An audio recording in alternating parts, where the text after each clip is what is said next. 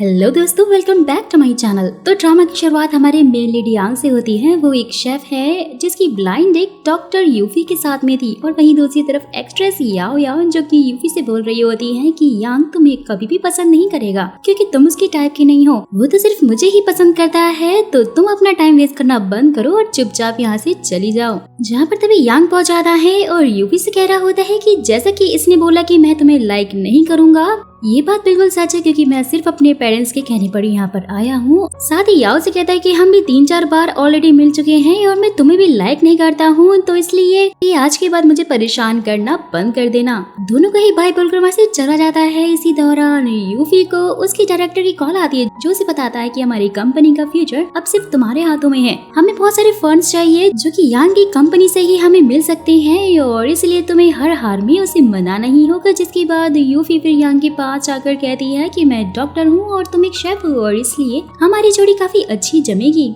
लेकिन यांग उसे बोलकर जाने लगता है कि मुझे तो तुम्हें जरा भी इंटरेस्ट नहीं है। कि उसे रोकने के चक्कर में यूफी वेटर से टकरा जाती है और सीधा यांग के ऊपर ही लैंड हो जाती है। दोनों धड़ाम से नीचे गिरती हैं और यहाँ भाई टूटे ग्लास के ऊपर बेचारे यांग का बम टच हो जाता है जिससे उसे काफी तेज चोट लगती है। जोरों से चिल्लाता है और यूफी से उसे डॉक्टर के पास ले जाने के लिए बोलता है और साथ ही उसके ऊपर काफी गुस्सा भी हो रहा था। तो फिर नेक्स्ट सीन में वो पेशेंट के बेड पर लेटा हुआ था जिस पर यूफी कहती है कि तुम्हें चोट मेरी वजह से लगी है और इसलिए मैं तुम्हारी सारी रिस्पॉन्सिबिलिटी लेने के लिए तैयार हूँ। लेकिन यांग को तो उस पे बहुत गुस्सा आता है, उसे वहाँ से जाने के लिए कहता है और फिर अपने फ्रेंड को कॉल करके उसे वहाँ पर बुलाता है। लेकिन यांग का बेस्ट फ्रेंड यून भी उसे बोलता है कि मैं अभी काफी बिजी हूँ और साथ ही उसे अपनी ब्लाइंड डेट यानी यूफी के साथ में अपने पास आने के लिए बोलता है। तो उसके बाद यूफी उसे घर लेकर जाती है। वहाँ पहुँचकर यांग उसे बोल रहा होता है कि मुझ पर इतना एहसान करने के लिए आपका बहुत शुक्रिया और अब आप यहाँ से जा सकती हैं।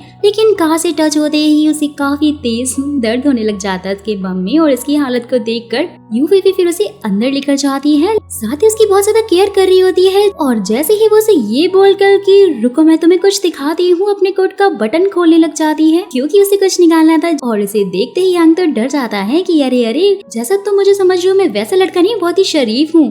लेकिन यूफी तो यहाँ पर अपने कोट से पेन ड्राइव निकाल रही होती है और बोलती है कि हमारा सारा का सारा रिसर्च प्रोजेक्ट इसके अंदर है जो कि तुम्हें देखना ही होगा। और ये सुनते ही यांग उसे बोलता है कि मुझे कुछ भी नहीं देखना, बस फिलहाल के लिए तुम यहाँ से चली जाओ। यूफी भी फिर स्माइल करते हुए पेन ड्राइव वहीं पर रखकर ये बोलकर निकल जाती है कि इसे बाद में फ्री टाइम में जरूर देख लेना। फिर तो उसके बाद यूफी के प्रोफेसर उसे बोल रहे होते हैं कि तुम कैसे भी करके यांग को मना लेना। और फिर यूफी भी बोलती है कि लेकिन मुझे नहीं लगता कि वो मानेगा और मेरी वजह से उसे काफी चोट भी लग गई थी। लेकिन वो शक तो तब हो जाती है जब यांग उसे मैसेज करके मिलने के लिए बुलाता है। सीन शिफ्ट होता है, कुछ टाइम पहले का सीन दिखाया जाता है। यूफी के जाने के बाद यांग की मॉम वहाँ पर आई थी, उसके ऊपर बहुत ज्यादा गुस्सा करते हुए कह रही होती है कि तुम्हारे डैड तुमसे बहुत ही ज्यादा अपसेट हो गए हैं क्योंकि तुमने उस लड़की को भी रिजेक्ट कर दिया है और जो कि बहुत ही ज्यादा अच्छी है और पढ़ी लिखी भी है। और अगर तुमने उससे शादी नहीं की तो तुम्हारे डैड तुम्हें गांव भेज देंगे जहां पर तुम्हें बहुत सारी खेती बाड़ी करके अपना गुजारा करना होगा और वहां पे बहुत मेहनत का काम होता है बेटा। तो सोच लो कि आगे तुम्हें क्या करना है। तो उनकी सारी बातें सुनकर यांग तो काफी डर जाता है कि उसके डैड कहीं उसे सच में ही गांव ना भेजते और उनकी बात मानकर वो उसे मैसेज करके मिलने के लिए जाता है और रेस्टोरेंट में उसका वेट कर रहा होता है। जैसे ही यूफी वहाँ पहुँचती है बोलता है कि मैंने तुम्हारे लिए सारी कस्टमर की एंट्री बंद कर रखी है ताकि हमें कोई डिस्टर्ब ना करे। और फिर यूफी भी बोलने लग जाती है कि अब झूठ बोलना बंद करो क्योंकि असल बात तो मैं जानती हूँ कि तुम्हारी किसी एक्ट्रेस के साथ में बहुत सारे रूमर्स फैले हुए थे जिसकी वजह से तुम्हारे रेस्टोरेंट में कोई भी नहीं आ रहा है। और भाई यांग की तो यहाँ पे चॉपसी हो जाती है और इतनी ज्यादा इंसल्ट करवाने के बाद फाइनली वो स्पेशल डिश उसे खिलाता है जो कि उसने ही बनाई हुई थी। लेकिन भाई जैसे ही यूफी उसे टेस्ट करती है तो बहुत सारी कमियां निकालने लग जाती हैं और यांग का तो मुंह ही बन जाता है और साथ ही उसे नेक्स्ट टाइम अपनी फेवरेट डिश बनाने की फरमाइश भी करने लग जाती है और उसके लिए यांग भी हाँ बोल देता है। और दोस्तों वहीं दूसरी तरफ हम याओ याओ को एक मेकअप आर्टिस्ट से बात करते हुए देखते हैं जो कि यूफी और यांग के साथ में रूमर के बारे में उसे बता रही होती है। लेकिन याओ कहती है कि यांग का रूमर तो वैसे भी काफी लड़कियों के साथ में फैला हुआ है लेकिन उसकी कोई भी गर्लफ्रेंड नहीं है और वो मुझे ही लाइक करता है, मैं जानती हूँ। तो फिर नेक्स्ट सीन में एक और कैरेक्टर को देखते हैं दोस्तों जिनका नाम मू चैन है और ये यूफी के सीनियर हैं। और उसे बहुत ज्यादा लाइक भी करते हैं और उसे इम्प्रेस करने की भी कोशिश लगातार करते रहते हैं। उसके बाद यूफी की फ्रेंड उसके सीनियर के बारे में पूछती है कि क्या तुम दोनों की बात आगे बढ़ी, लेकिन यूफी कहती है कि अरे नहीं नहीं, तुम एकदम पागल हो, जबकि हम लोग तो सिर्फ एक रिसर्च पर साथ में काम कर रहे हैं और हमारे बीच ऐसा कुछ भी नहीं है। जहाँ उसके दोस्त ये पूछते ही कि क्या तुम्हें कोई लड़का आज तक अट्रैक्टिव नहीं लगा, यूफी बोलती है कि हाँ हाँ लगा है ना, और उसका नाम यांग है, जो कि बहुत ज्यादा चाइल्डिश हरकतें करता है और काफी अच्छा भी है। वहीं दूसरी तरफ यांग भी अपने बेस्ट फ्रेंड यानी कि युनपी को बहुत सारी डिशेस बना के खिला रहा होता है और उसके ये पूछने पर कि यार ये सब कुछ तुम मुझे क्यों खिला रहे हो, तो वो बोलता है कि मैं नहीं चाहता कि मुझे यूफी के सामने कोई भी एम्बैरेसमेंट फील करनी पड़े, इसलिए मैं सारी डिशेस तुम पर ट्राई कर रहा हूँ। युनपी बोलता है कि आखिर तुम उसके लिए इतना सब कुछ कर क्यों रहे हो, क्या तुम उसे सच में लाइक करने लगे हो, जिस पर वो कहता है कि अरे अरे नहीं, वो तो बहुत ज्यादा स्ट्रेट फॉरवर्ड है और मेरे पेरेंट्स को काफी पसंद भी है, मुझे भी मेरे पेरेंट्स का सपोर्ट चाहिए है और इसलिए मैं ये सब कुछ सिर्फ उनके कहने पर ही कर रहा हूँ। कल तो फिर नेक्स्ट सीन में डायरेक्टर यूफी को सीनियर के साथ में देखते हैं, जो कि बोल रहे होते हैं कि अच्छा हुआ कि तुम अब्रॉड से वापस आ गए और अब तुम दोनों न्यू रिसर्च पे अच्छे से काम भी कर सकते हो। कि तभी यांग उसे कॉल करके डिनर के लिए इनवाइट करने लगता है, लेकिन यूफी मुचन के साथ में होने की वजह से उसे इनकार कर देती है और यान को काफी जेलसी हो रही होती है कि आखिरकार ये बंदा है कौन। कल तो फिर वो दोनों को डिस्टर्ब करने के लिए उनके पास चला जाता है और आने के बाद उन्हें परेशान करने के लिए बहुत सारी डिशेस भी ऑर्डर करने लगता है उन्हें खाने के बाद जैसे ही बिल देने की बारी आती है, यांग को याद आता है कि उसने अपना वॉलेट घर पर ही छोड़ दिया है, जिसकी वजह से वेटर उससे फिर बर्तन धोने को बोलती है। दोस्तों यहाँ पर फिर से हमारे हीरो की जॉब सी हो जाती है और बड़ी ही मुश्किलों से उसका दोस्त वहाँ पर आकर उसको इस मुसीबत से बाहर निकालता है और उसकी हरकतों से यूफी दोस्त पर बहुत ही ज्यादा गुस्सा हो जाती है और उसे सारे रिश्ते तोड़ के कभी भी उसे कॉल या मैसेज करने के लिए मना करने लगती है। कि वहाँ पर उसका दोस्त उसे बोल रहा होता है कि भाभी तो सही कह रही है भाई, लेकिन अब तो उन्हें मनाएगा कैसे। यूफी का गुस्सा वो तो अपने दोस्त पर ही उतारते हुए बोलता है कि आखिरकार तू मेरा दोस्त है या फिर अपनी भाभी का चमचा। जैसे ही फिर यांग घर पहुंचता है तो उसकी डैड वहाँ पर पहले से ही मौजूद होते हैं और उसे बहुत सारी डांट लगा रहे होते हैं। बोलते हैं कि तुमसे एक रेस्टोरेंट और एक लड़की नहीं संभाली गई, तेरी उन सारी रूमर्स गर्लफ्रेंड से तो ये लड़की ही अच्छी है और अब से तुम्हें एक पैसा भी नहीं मिलेगा, खुद से ही अपना गुजारा करो अब।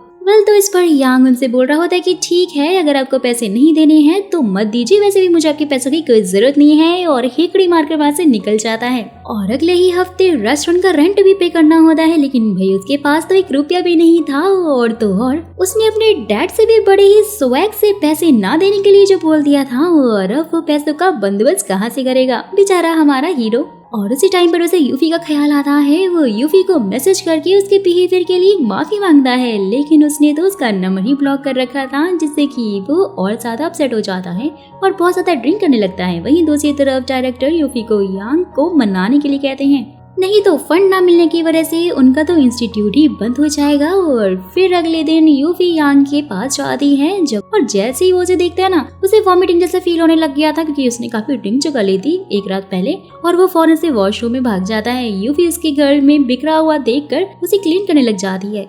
जैसे ही यांग फिर घर को साफ देखता है तो काफी हैरान हो जाता है, और जहाँ पर यूफी भी बोल रही होती है कि इतने ज्यादा गंदे घर में तो मैं बिल्कुल भी नहीं रुक सकती हूँ। लेकिन भाई वहाँ यांग के पेट में जबरदस्त दर्द होने लग जाता है, तो वो उसके लिए पॉरीज बना कर देती है। तो यांग उसे फिर थैंक्स बोलता है और अपनी हरकतों के लिए सॉरी भी। साथ ही उसे बोलता है कि जब तुमने मुझे ब्लॉक ही कर दिया तो यहाँ क्यों आई हो। और फिर वो उसे अपना प्रोजेक्ट दिखाती है, और जैसे ही वो उसका प्रोजेक्ट देखता है तो यूफी कहती है कि हमें फंड चाहिए वरना हमारे इंस्टीट्यूट बंद हो जाएगा, और अब तुम ही बस हमारी हेल्प कर सकते हो। जहाँ पर इतनी सारी रिक्वेस्ट के बाद फाइनली यान मान तो जाता है, लेकिन बोल रहा होता है कि इसके लिए तुम्हें मेरे डैड के सामने मेरी फेक गर्लफ्रेंड बनने का नाटक करना होगा। बोले तो कॉन्ट्रैक्ट गर्लफ्रेंड बनना होगा। और फिर वो दोनों यांग के पेरेंट्स के पास आते हैं, और उन दोनों को साथ में देखकर डैड तो काफी खुश हो जाते हैं, उनकी खुशी का ठिकाना ही नहीं रहता। जहाँ पर फिर यांग के पेरेंट्स यूफी से काफी सारे क्वेश्चंस कर रहे होते हैं, जैसे कि उनका रिश्ता कैसे चल रहा है, साथ ही उसके पेरेंट्स क्या करते हैं। सारे क्वेश्चंस का आंसर यूफी बहुत ही अच्छे से दे रही होती है, जिससे कि पेरेंट्स तो बहुत ज्यादा इम्प्रेस हो जाते हैं यूफी से, और साथ ही अपने बेटे को निकम्बा कहने लग जाते हैं। जहाँ पर यूफी भी उन्हें कहती है कि अरे नहीं नहीं, आपका बेटा बिल्कुल भी निकम्बा नहीं है, वो बहुत ही टेस्टी और अच्छी डिशेस रिसर्च करके बनाता है। जिसके बाद यूफी से अपने बेटे की इतनी सारी तारीफ सुनकर वो तो काफी सेटिस्फाई हो जाते हैं। साथ ही उसके रेस्टोरेंट को सपोर्ट करने के लिए रेडी होकर यांग को उसका क्रेडिट कार्ड भी वापस लौटा दिया और इसके बाद यूफी उसे कह रही होती है कि लो भाई, मैंने तो तुम्हारा काम कर दिया और अब तुम्हारी बारी है कि मेरा काम करो। यांग बोलता है कि मेरे डैड इतनी आसानी से नहीं मानने वाले हैं और इसलिए तुम्हें उन्हें 2 मंथ तक मेरी फेक गर्लफ्रेंड बनने का नाटक करके दिखाना पड़ेगा, जिससे कि उन्हें बिल्कुल भी शक ना हो। वेल तो फिर नेक्स्ट सीन में याओ सीधा यांग के रेस्टोरेंट में पहुंच जाती है और साथ ही उसे एक कुक बुक भी देती है, जिसे लेते ही यांग उसका रेट पूछता है। लेकिन याओ कहती है कि तुम्हें इसके पैसे देने की जरूरत नहीं है क्योंकि ये मैंने तुम्हें गिफ्ट में दिया है। और जैसे ही नेक्स्ट डे यांग यूफी से मिलने के लिए जाता है तो उसे मू चैन के साथ में देखकर उसे काफी गुस्सा तो आ रहा होता है, लेकिन अंदर ही अंदर जलन भी हो रही थी। उसके पास जाकर कहता है कि तुम मेरी गर्लफ्रेंड होकर किसी और लड़के के साथ में आखिर कैसे घूम सकती हो। यूफी कहती है ओ हेलो, मैं तुम्हारी कोई रियल गर्लफ्रेंड नहीं हूँ, तो इसलिए रियल बॉयफ्रेंड होने का रौब तो मेरे ऊपर झाड़ना ही मत। साथ ही मेरी पर्सनल लाइफ में इंटरफेयर मत करो। अगर कोई इम्पोर्टेंट काम है तो बोलो, वरना चुपचाप यहाँ से चले जाओ। और बेचारे हमारे हीरो की काफी ज्यादा इंसल्ट हो जाती है, फिर से उसकी चौपसी हो जाती है। ये बोलकर वो तो अपनी सीनियर के साथ में वहाँ से जाने लग जाती है। तो सीनियर उससे कहता है कि आखिरकार तुम डायरेक्टर की बात को इतना ज्यादा सीरियस क्यों ले रही हो। यांग जब तुम्हें पसंद ही नहीं है तो तुम उसे छोड़ क्यों नहीं देती हो। जिस पर यूफी कहती है कि यांग एक बुरा लड़का नहीं है, बस थोड़ा सा इनमेच्योर है। सीनियर बोलता है कि वैसे तुम उसके बारे में काफी कुछ जानती हो। तो यूफी बोलती है कि अरे नहीं, मैं तो सिर्फ उसी लड़के के बारे में जानूंगी जिसे मैं लाइक करूंगी। बस तो वहीं दूसरी तरफ याओ यांग को फिर से मैसेज करती है, लेकिन उसका आंसर ना मिलने पर वो काफी गुस्सा हो जाती है और फिर किसी से यूफी की सारी इन्फॉर्मेशन निकलवाने के लिए कहती है। यहाँ पर डायरेक्टर भी यूफी से बोल रहा होता है कि अब तुम्हें यांग से रिलेशन रखने की कोई जरूरत नहीं है, क्योंकि हमें एक नया स्पॉन्सर मिल गया है जो कि उससे भी ज्यादा अमीर है। जिसके बाद ही वो फिर उसे याओ के पास ले जाते हैं, जिसे देखते ही यूफी कहती है अच्छा तो ये है जो कि हमें स्पॉन्सर कर रही है, लेकिन इसे तो हमारी रिसर्च के बारे में कुछ पता ही नहीं है। साथ ही उसे बोलती है कि माफ करना, तुम काफी खूबसूरत और बहुत ही अच्छी एक्ट्रेस हो, लेकिन हम तुम्हारे साथ में कॉन्ट्रैक्ट साइन नहीं कर सकते हैं। और अपनी तारीफ सुनकर याओ तो काफी ज्यादा खुश हो जाती है। Stupid girl. वेल तो फिर नेक्स्ट सीन में यूफी और उसकी बेस्ट फ्रेंड सिया को रेस्टोरेंट में दिखाया जाता है। सिया उसे बोल रही होती है कि यांग का किसी सेलिब्रिटी के साथ में स्कैंडल था और इसलिए अब यहाँ पर कोई भी नहीं आता है। जहाँ पर तभी यांग और यून भी पहुँच जाते हैं और यून भी सिया को पहली बार देख कर ही उसे इम्प्रेस हो जाता है, उसे काफी अच्छी लगने लग जाती है वो। और फिर लंच के बाद वो जैसे ही वहाँ से जाते हैं कि तभी यूपी सिया से घर ड्रॉप करने के लिए बोलता है। उस पर लाइन मार रहा होता है, जिस पर सिया भी मान जाती है। जैसे ही फिर यूफी और यांग उन दोनों को देखते हैं ना, वो दोनों तो काफी शॉक हो जाते हैं कि आखिरकार ये चल क्या रहा है। जिसके बाद फिर यांग यूफी को 2 दिन बाद अपने रेस्टोरेंट की ओपनिंग के लिए इनवाइट करता है, जिस पर यूफी मान जाती है। और यांग के जाने के बाद उसकी हार्ट बीट काफी तेज हो गई थी, यानी कि दोस्तों शायद उसे हमारे इमेच्योर हीरो से प्यार होने लग गया था। तो वहीं दूसरी तरफ याओ काफी ज्यादा अपसेट होती है क्योंकि यांग उसे पसंद नहीं करता है। कि तभी संजय उसके पास आता है और उसे अपनी फीलिंग्स कन्फेस करता है, लेकिन याओ उसे कहती है कि देखो मिस्टर, मैं तुम्हें नहीं बल्कि यांग को लाइक करती हूँ, लेकिन भाई पता नहीं उस यूफी की बच्ची ने क्या जादू करके रखा है उसके ऊपर कि वो मुझे भाव ही नहीं देता। सीजन भी उसे बोलता है कि ठीक है, मैं तुम्हारी खुशी के लिए तुम्हारी हेल्प जरूर करूंगा। फिर तो सीजन की बात सुनकर याओ सोच में पड़ जाती है कि आखिर सीजन उसकी हेल्प क्यों करना चाहता है। साथ ही वो यांग को कॉल करके बोलती है कि यूफी किसी प्रॉब्लम में है और तुम उसकी जान बचाओ और उसके पास जाओ। इसकी बात सुनते ही यांग फौरन से यूफी के पास सही टाइम पर पहुंच जाता है और उसे बचाते हुए वो थोड़ा सा इंजर्ड भी हो जाता है। जिसके बाद ही फिर वो उसे अपने घर लेकर जाती है, जहाँ पर तभी याओ पहुंच जाती है और उन्हें इमोशनल होते हुए बताती है कि जरूर ये काम सीजिंग ने ही किया होगा, क्योंकि मैंने उससे यूफी की शिकायत जो की थी और अब वो मेरा कॉल भी रिसीव नहीं कर रहा। जिस पर यूफी उसे कहती है कि ठीक है, लेकिन तुम यहाँ पर इतना रिएक्ट क्यों कर रही हो? क्या तुम यांग को पसंद करती हो? जहाँ पर याओ बोलती है कि हाँ, मैं उसे बहुत पसंद करती हूँ क्योंकि वो बहुत हैंडसम है और बहुत ही टेस्टी डिशेस भी बनाता है। यांग भी बोलता है कि आखिर इस बात के लिए कौन पसंद करता है। और यहाँ पे यांग का थोड़ा रूड बिहेवियर देखकर वहाँ से ये बोलते हुए रोते हुए जाने लग जाती है कि ठीक है, अब मैं तुम्हें पसंद नहीं करूंगी। फिर दूसरी बात यूफी यांग को जाने के लिए कहती है, लेकिन यांग नहीं जाना चाहता था। बहाना बनाते हुए कहता है कि अगर तुम्हें दोबारा से कोई परेशानी हुई तो। फिर यूफी भी उसे रुकने के लिए बोल देती है और वो उसके लिए अच्छा सा ब्रेकफास्ट बनाकर लेकर आता है। उसे खाने के बाद यांग उसे पूछता है कि क्या तुम वीकेंड में मेरे पेरेंट्स से मिलने के लिए चलोगी?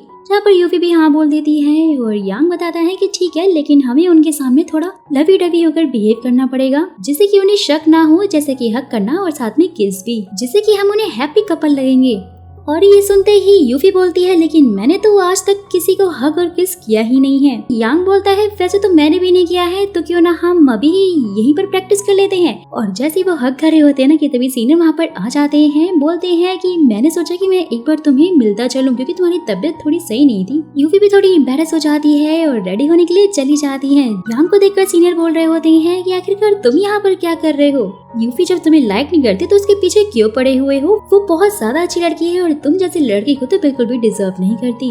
यांग को भी इसकी बातें सुनकर काफी गुस्सा आ रहा होता है और तभी उसके पास एक कॉल आती है। जैसे ही वो रेस्टोरेंट में जाता है तो सब कुछ वहाँ पर बिखरा हुआ और टूटा हुआ था। ये देखते ही वो समझ आता है कि ये सब किसी और ने नहीं बल्कि सीजिंग का ही काम है।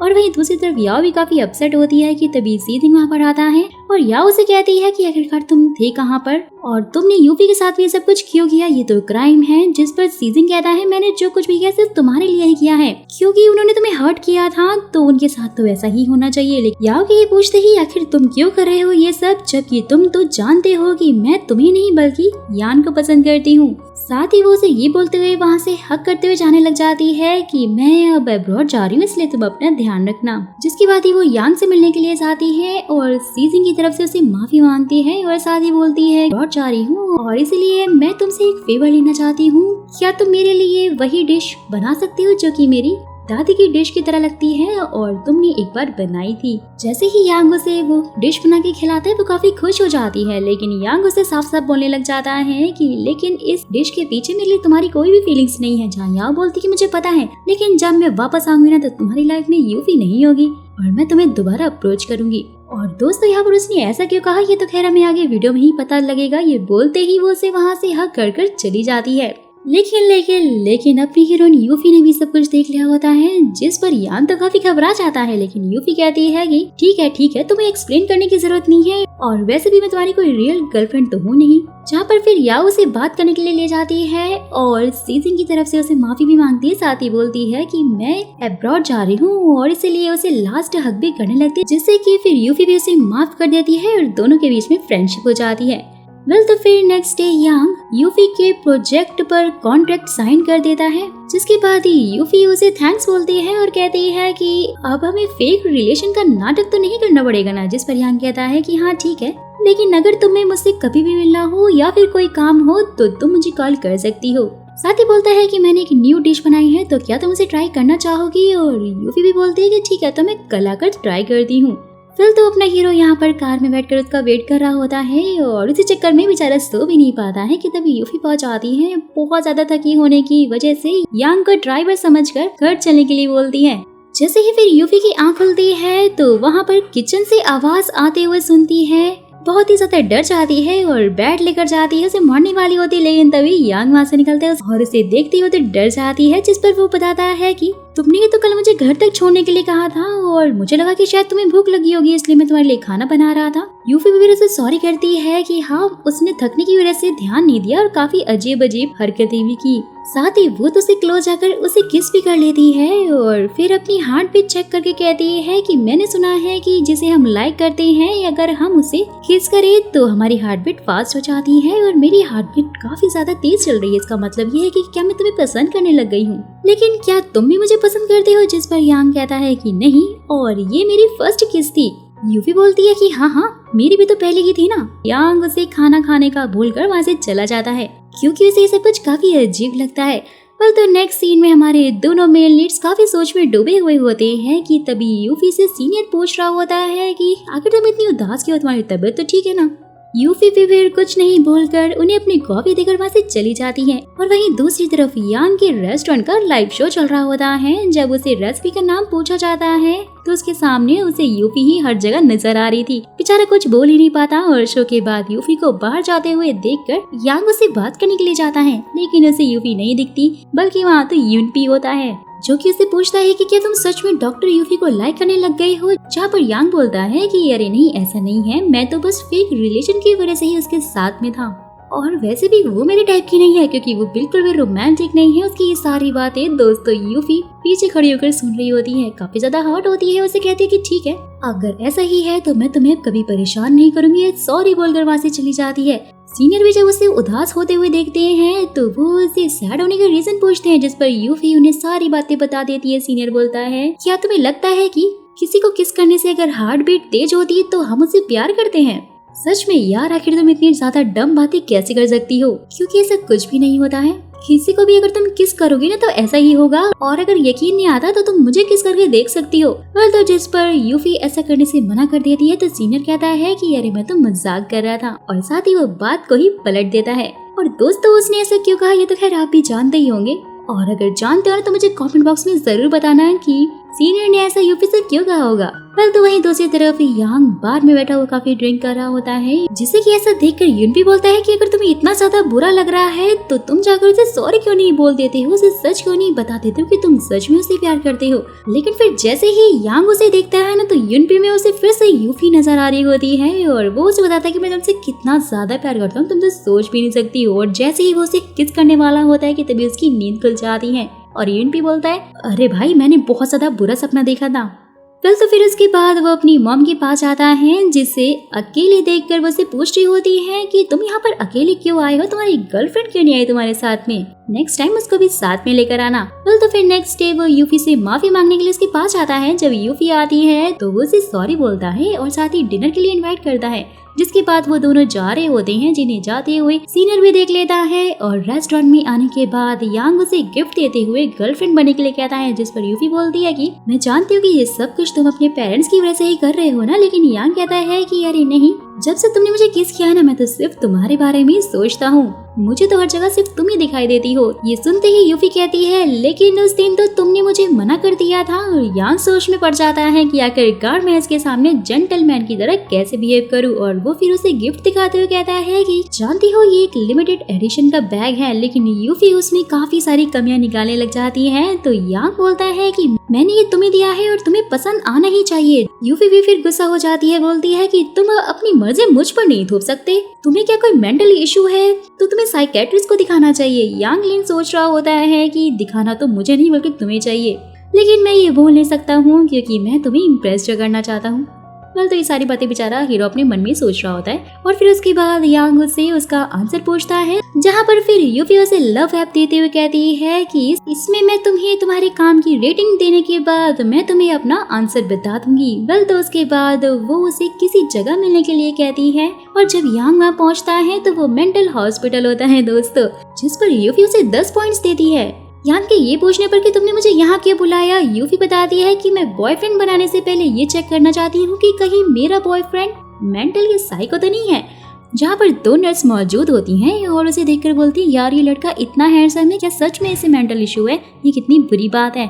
तो ये सुनती यूनफिन भी भड़क जाती है कि बिना किसी रिपोर्ट के रिजल्ट की आखिरकार तुम लोग किसी को ऐसे कैसे बोल सकती हो। और यांग फिर उसे रोकता है और उसे शांत कराता है। जैसे ही फिर यूफी उसे एक ट्रॉफी दे रही होती है कि तभी उसका नंबर आ जाता है। डॉक्टर से पूछ रहे होते हैं, वैसे तो तुम देखने में बिल्कुल ठीक लग रहे हो, क्या सच में तुम्हें कोई मेंटल इशू है। जहाँ पर यूफी बोलने लग जाती है कि हाँ इसका दिमाग थोड़ा सा ढीला है। डॉक्टर फिर उनकी बातें सुनकर भड़क जाते हैं और बोलते हैं कि मुझसे मजाक करना बंद करो और चुपचाप दोनों लोग यहाँ से चले जाओ क्योंकि ये लड़का बिल्कुल ठीक है। और दोस्तों लिटरली ये सीन इतने ज्यादा मजाक किया और इतने ज्यादा मजे किए थे ना, मैं आपको क्या बताऊँ, मैं तो देखकर हद के पागल ही हो गई थी। यांग फिर बोलता है कि अब तो शायद तुम्हारा शक दूर हो गया होगा ना। तो फिर नेक्स्ट सीन में यांग यूफी के लिए खाना बनाकर लेकर आता है उसके पास में, लेकिन जब यूफी को देखता है तो वो काफी ज्यादा थकी हुई थी और उसने गलती से स्लीपिंग पिल्स भी खा ली थी। वो बेहोश होने वाली होती है कि तभी यांग उसे बचाता है, लेकिन उसके सर में चोट लगी जाती है। जैसे ही यूफी की आंख खुलती है तो यांग के पास वो आती है, लेकिन यांग उसे अपने सर की चोट के बारे में नहीं बताता। यूफी भी फिर उसे उसकी केयर करने के लिए थैंक्स बोलती है, साथ ही उसे एक्स्ट्रा पॉइंट देते हुए कहती है कि अगर तुम्हारी कोई विश हो तो मुझे बता दो, तुम मुझसे मांग सकते हो। जिस पर यांग उसे कल बताने के लिए कहता है। घर आकर सोच में डूब जाता है कि उसे यूफी से क्या मांगना चाहिए कि तभी हुन भी उसे ये एडवाइस देता है कि तुम्हें उसके साथ मूवी देखने के लिए जाने के लिए बोलना चाहिए, जो कि आइडिया उसे भी काफी पसंद आता है। बोलते हैं कि हाँ वैसे मूवी देखना काफी रोमांटिक रहेगा ना। वेल तो नेक्स्ट सीन में हम उन्हें थिएटर में देखते हैं दोस्तों, लेकिन इधर सीन रोमांटिक होने की बजाय काफी अजीब हो जाता है और यूफी उसे अपने काम के बारे में बता रही होती है। बेचारा हमारे हीरो तो काफी सारे एक्सपेक्टेशन लेकर आया हुआ था, लेकिन उसके सारे अरमानों पर पानी फिर जाता है और वो काफी बोर हो जाता है। फिर नेक्स्ट डे यांग यूफी के लिए केक बनाकर लेकर जाता है और इससे साथ में लंच के लिए भी पूछ रहा होता है। यूफी बोलती कि उसे मू चैन से काम से रिलेटेड कुछ बात करनी है तो वो भी हमारे साथ में ही चलेगा। फिर उसके बाद यूफी उसका केक खाकर उसकी काफी तारीफ करती है, लेकिन भाई यांग तो मू चैन की वजह से काफी ज्यादा अनकंफर्टेबल फील करता है और सोच रहा होता है कि उसकी वजह से आज की मेरी डेट खराब हो गई है। बस उसके बाद यांग उसे घर छोड़ने के लिए बाहर वेट कर रहा होता है, लेकिन मू चैन उसे पीछे के दरवाजे से लेकर चला जाता है और घर आकर यांग यूफी के बारे में सोच रहा होता है कि आखिर वो गई कहाँ। जिसके बाद वो यूफी के बारे में उसकी दोस्त सीसी से पूछता है तो वो उसे बताती है कि वो मू चैन के साथ में है और वो उसके साथ में वीकेंड पे भी जाने वाली है। जिसकी बात सुनते ही यांग को काफी ज्यादा जेलस फील हो रहा होता है, साथ ही सोचता है कि कहीं वो मू चैन मुझसे मेरी यूफी को छीन तो नहीं लेगा। वेल तो फिर नेक्स्ट डे वो यूफी को मू चैन से दूर करने के लिए उसके पास में जाता है, साथ ही बोलता है कि चलो मैं तुम्हें ड्रॉप कर देता हूँ। जिस पर यूफी कहती है कि मू चैन के वो घर जा रही है और तुम वहाँ नहीं जा सकते। फिर यांग के ये कहने पर कि मैं भी तो उसे अपने साथ में हर जगह पर लेकर जाता हूँ तो मैं क्यों नहीं जा सकता, तो यूफी मान जाती है। फिर उसके घर जाने के बाद मू चैंग यांग से बोल रहा होता है कि ड्रिंक्स मैंने ऑर्डर कर दिए थे, जाके तुम उन्हें ले आओ और मैं खाना बना रहा हूँ वरना मैं खुद ही ले आता। जिस पर यांग बोलने लग जाता है कि ठीक है। यूफी भी उसे बोल रही होती है कि आराम से जाओ, कोई प्रॉब्लम नहीं होगी। वेल तो उसके जाने के बाद मू चैन उसे अपने दिल की बात बताने लग जाता है, लेकिन यूफी कहती है कि मैं तो तुम्हें एक अच्छा दोस्त समझती हूँ और मेरे अंदर तुम्हारे लिए कोई भी फीलिंग्स नहीं है। और मू चैन उसे यांग के बारे में पूछता है, जिस पर वो बोलती है कि वो तो बहुत चाइल्डिश हरकतें करता है और मेरे टाइप का नहीं है। कि तभी ये सारी बात यांग भी सुन लेता है और गुस्सा होकर वहाँ से चला जाता है। साथ ही फिर यूफी मू चैन को बताते हुए कहती है कि वो फिर भी यांग को बहुत ज्यादा लाइक करती है, लेकिन ये सारी बातें तो यांग ने सुनी ही नहीं थी। और जिसके बाद ही वो यांग को मनाने के लिए उसके पीछे जाती है, बोलती है कि तुमने सारी बातें सुनी नहीं और तुम्हें मिसअंडरस्टैंडिंग हो गई है। लेकिन भाई यहाँ तो अपना हीरो मुंह फुलाकर घूम रहा होता है और बोलता है कि तुमने ही बोला था ना कि मैं तुम्हारे टाइप का नहीं हूँ, तो फिर ये सब मुझे क्यों एक्सप्लेन कर रही हो, और गुस्सा होकर वहाँ से चला जाता है। वेल तो फिर नेक्स्ट डे यूफी को उसकी फ्रेंड कॉल करके बताती है कि यांग अब्रॉड जाने वाला है और वो किसी की बात नहीं सुन रहा है, सिर्फ तुम ही हो जो कि कुछ कर सकती हो, जाओ उसे रोक लो। फटाक से यूफी उसे रोकने के लिए जाती है और बोलती है कि प्लीज मुझे छोड़कर मत जाओ, मैं तुमसे बहुत प्यार करती हूँ। जिस पर यांग बोलता है कि अरे अरे मैं तो कहीं भी नहीं जा रहा हूँ, मैं सिर्फ अपने पेरेंट्स को लेने जा रहा हूँ। ये बात सुनते ही यूफी काफी एम्बेरस हो जाती है और उन्हें देखकर यांग के पेरेंट्स भी बहुत ज्यादा खुश हो रहे होते हैं और उन्हें बोलकर वहाँ से चले जाते हैं कि तुम लोग अपनी बात को जारी रखो। जहाँ पर तभी यूफी के पेरेंट्स भी उन्हें देख लेते हैं कि तभी उन्हें वही हार्ट अटैक आ जाता है और वो वहीं बेहोश हो जाते हैं। सीन शूट होता है हॉस्पिटल में दिखाया जाता है दोस्तों, वो अब खतरे से बाहर थे और होश में आने के बाद वो यूफी से यांग के बारे में पूछते हैं, जहाँ पर यूफी उन्हें सब कुछ सच बता देती है कि वो मेरा बॉयफ्रेंड है और डैड कहते हैं कि तुम्हें अपने काम पर फोकस करना चाहिए। जहाँ उसकी मॉम उसे यांग को डिनर पर ले जाने के लिए बोलती है, लेकिन भाई यूफी अपने डैड से बात करने के बाद काफी कंफ्यूज थी और अब उसे क्या करना चाहिए समझ नहीं आ रहा था। नेक्स्ट डे फिर वो यांग को डिनर पे बुलाती है और डैड उसका इंटरव्यू लेने लग जाते हैं, उससे बहुत सारे क्वेश्चन पूछ रहे होते हैं जिसका आंसर यांग सही से दे ही नहीं पा रहा था। वेल तो फिर डैड उसे ये बोलते हुए रिजेक्ट करने लग जाते हैं कि तुम्हारा और मेरी बेटी का कोई मैच ही नहीं है, क्योंकि तुम एक शेफ हो और मेरी बेटी एक डॉक्टर है, दोनों ही एक दूसरे के लिए सुटेबल नहीं हो, और उनके रिलेशन के लिए वो साफ इनकार कर देते हैं। जिसके बाद यांग बहुत ज्यादा अपसेट हो जाता है, साथ ही सोच रहा होता है कि काश मैंने थोड़ी सी पढ़ाई कर ली होती तो आज ही नौबत नहीं आती। आखिर मैं यूफी के पेरेंट्स को कैसे मनाऊं, और वहीं दूसरी तरफ यूफी अपने पेरेंट्स को मनाने की कोशिश कर रही होती, लेकिन डैड तो किसी भी हाल में मानने वाले नहीं थे। साथ ही बोलते हैं कि उसे तो केमिस्ट्री के सिंपल से फॉर्मूले भी नहीं पता है, जिस पर उसकी मॉम कहती है कि बेटा इन्होंने तो खुद केमिस्ट्री स्टूडेंट से शादी की है, तो तुम्हारे रिलेशन को कैसे मानेंगे। और भाई इसी चक्कर में यहाँ मॉम डैड की बहस हो जाती है, जहाँ से यूफी मौका पाते ही पतली गली से निकल लेती है। उसके बाद वो यांग को मैसेज करके बताती है कि तुम्हें फिक्र करने की जरूरत नहीं है, मैं सब कुछ संभाल लूंगी, अपने पेरेंट्स को भी मना लूंगी, जिससे कि यांग को थोड़ा रिलीफ फील होता है। और वहीं दूसरी तरफ यूफी के मॉम डैड को बाहर के खाने की वजह से फूड पॉइजनिंग हो जाता है और वो फिर से हॉस्पिटल पहुंच जाते हैं उन्हें देखने के लिए। यांग भी वहां पर पहुंचा हुआ था, लेकिन वो उससे बात ही नहीं कर रहे होते हैं। जिसके बाद यूफी उन्हें कहती है कि अब से आपके लिए मैं खाना लाया करूंगी। जैसे ही वो खाना खाते हैं ना, उन्हें तो उसका टेस्ट बहुत ज्यादा पसंद आता है। इसके बाद सुबह शाम वो लोग सेम वही खाना उसे मंगवा कर खाते हैं। फिर कुछ दिन बाद डैड यूफी से पूछते हैं कि आखिर तुम खाना कहाँ से लेकर आती हो, और जैसे यूफी बताती है ना कि सारा खाना यांगलिन अपने रेस्टोरेंट में बनाता है, डैड तो बहुत ज्यादा शॉक हो जाते हैं और काफी खुश भी हो गए थे। जहाँ पर यूफी भी उन्हें छेड़ते हुए बोलने लग जाती है कि डैड वैसे अब कोई फायदा नहीं है क्योंकि आपने इतनी अच्छी दामाद को खो दिया है। डैड भी फिर उसे टीज करते हुए कहने लग जाते हैं कि अरे ऐसा तुमसे किसने कह दिया, अब तो मेरा दामाद यही बनेगा। और उनकी बात सुनते ही वो दोनों काफी खुश हो जाते हैं। वेल तो फिर नेक्स्ट डे यांग सारी बुक्स पढ़ने लग जाता है, जिसे ऐसा करते हुए देखकर उसका फ्रेंड बोलता है ये सब अगर तुमने पहले कर लिया होता ना तो ये दिन तो देखना ही नहीं पड़ता। यांग भी फिर उसे टीज करते बोलने लग जाता है कि बेटा अभी तुम्हारी बारी भी आएगी।